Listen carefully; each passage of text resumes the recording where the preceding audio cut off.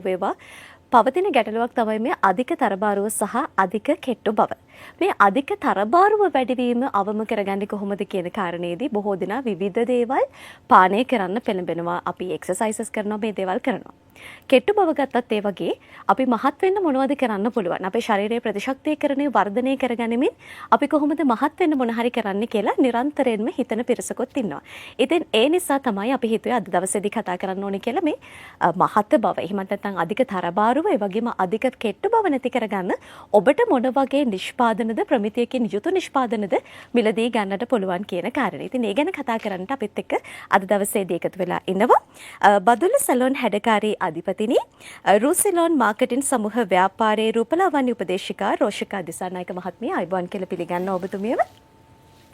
ඒ වගේම තමයි අනුරාධපුර පංචායු ආයුර්වේද වෛද්‍ය මධ්‍යස්ථානයේ ප්‍රධාන වෛද්‍ය නිලධාරී, රූසිලොන් මාකටින් සමූහ ව්‍යාපාරයේ ප්‍රධාන වෛද්‍ය උපදේශක වෛද්‍ය මනුක ජයරත්න වෛද්‍යතුමත් අපිත් එක්ක මේ වෙලාවේ එකතු වෙලා ඉන්නවා. අයබෝන් කියලා ඔබතුමාවත් පිළිගන්නවා. දැන් මම මුලින්ම හිතුවා මේ වෛද්‍යතුමා පැත්තට යොමු වෙන්නට ඕනේ කියලා. සාමාන්‍යයෙන් දැන් මේ අධික තරබාරුව, අධික කෙට්ටු බව කියන කාරණේදී ගොඩක් වෙලාවලදී අපි හිතනවා ඇයි මම මේ කෙට්ටු වෙන්නේ? මට මොකද්ද මේ වෙලා තියෙන්නේ? මගේ ශරීරයේ ගැටලුවක්ද? එහෙම කියලා හිතන අවස්ථා තියෙනවනේ. මොකක්ද වෛද්‍යතුමනි මේකට හේතුව? ඔව් දුමිනි. අපි දන්නවා සමහර අය කියනවා මේ මම කොච්චර කෑවත් මහත් වෙන්නේ නැහැ. ඉතින් මේකට ආයුර්වේදානුකූලව බැලුවොත් එහෙම අපිට කියන්න පුළුවන් ඍජුවම ආමය කියන தත්ත්වය තමයි මේකෙදි ඒ தත්ත්වයට බලපාන්නේ. ඉතින් ආමය කියන தත්ත්වය ගැන ගොඩක් අය දැනුවත් නැහැ අතන සමාජයේ.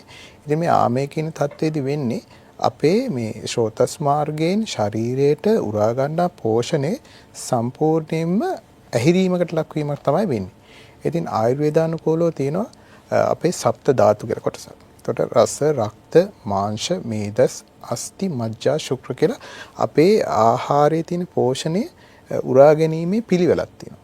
ඒ අනුව තමයි අපේ දේහයේ පුෂ්ටිමත් භාවයට පත් වෙන්නේ. ඉතින් ආමේ අවස්ථාවේදී වෙන්නේ මෙම තත්වයේ ඇහිරීමකට ලක් වෙලා කතරම් ආහාර ගත්තත් අපේ ශරීරයට උරා ගැනීමක් සිදු වෙන්නේ නැහැ.